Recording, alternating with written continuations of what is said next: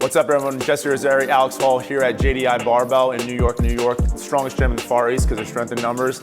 Today we're going to start going over the 5 best methods to increase your bench press, and today we're just going to specifically go over eccentrics, using partners to take off weights.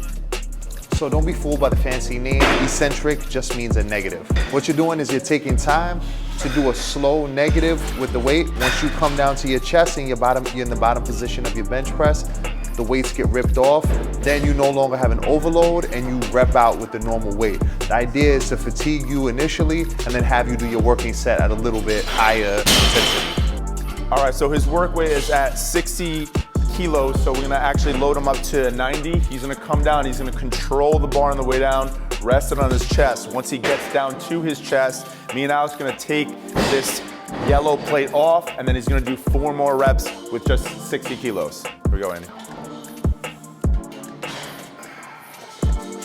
Come down, touch. Hold it right there. There we go. 4 reps. There we go. 2, 3, 4. Back.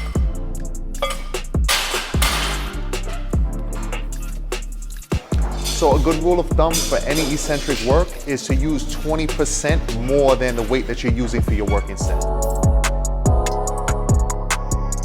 So for the touch and pause variation, what you're gonna do is you're gonna come down to touch the chest, but you're gonna actually, instead of pausing on your chest, you're gonna press it off of your chest, pause it there, and then complete that rep, okay? So the idea is that instead of just pausing on your chest like most people do in that variation, we're gonna actually press it off our chest and pause it where most people would have a sticking point, which is usually about 2 to 3 inches off of their chest. Next method is a rack pause, okay? Now there's a difference between a rack pause bench press and a pin press. For a pin press, the bar would actually start here on the safeties, or if you're in a cage, right, it would be on that actual safety in there, okay? And she would press it from up there or down there.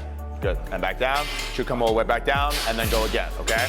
Now for a rack pause, it's different because we actually start it from the J hooks, we unrack it from there, and then we come down, rest it on those safeties, and come back up, okay? Now, for the rack pause, it's very important that we think of 2 things.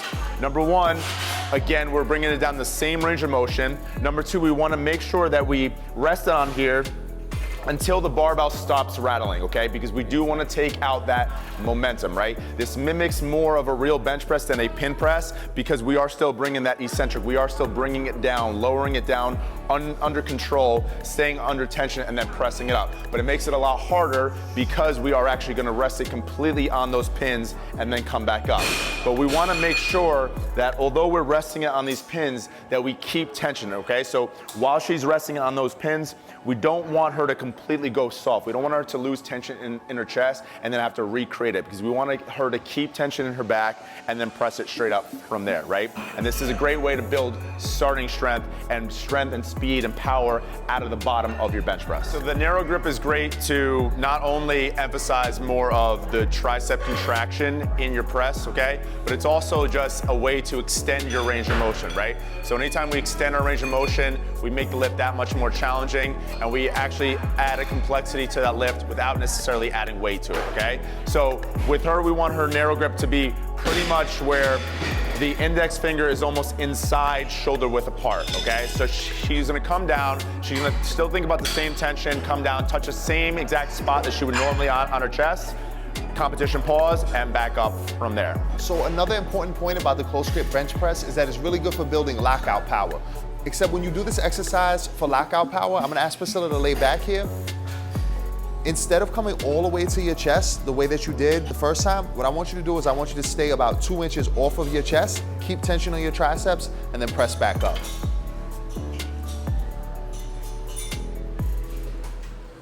Stay a little higher, about 2 inches off your chest and up. A little higher, make it 3 inches. Good, and up, good, rack. When you do the variation in that way, it helps to keep the tension on your triceps rather than shifting it to your chest at the bottom, therefore build bigger triceps, bigger lockout. Talking about the 1 1/4 bench press, or according to our coach Priscilla, the double pump.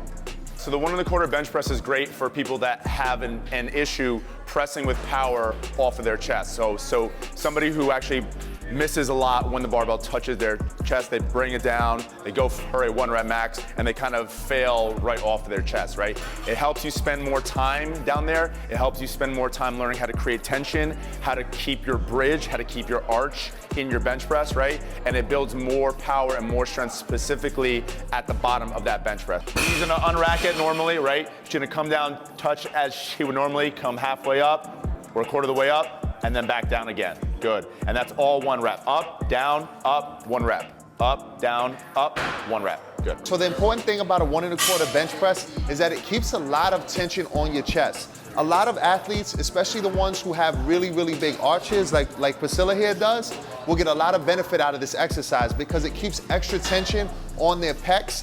So it helps them build more muscle in their chest, and which eventually will lead to a bigger bench press. The other thing that this version does is it gives you 2 opportunities every rep to get your chest up to that bar. So you're gonna act like you're reaching your chest up for the bar at 2 different moments in the same rep, right? What that does is it helps you keep the idea of reaching your chest to the bar and also forming enough back tension to keep your chest up there.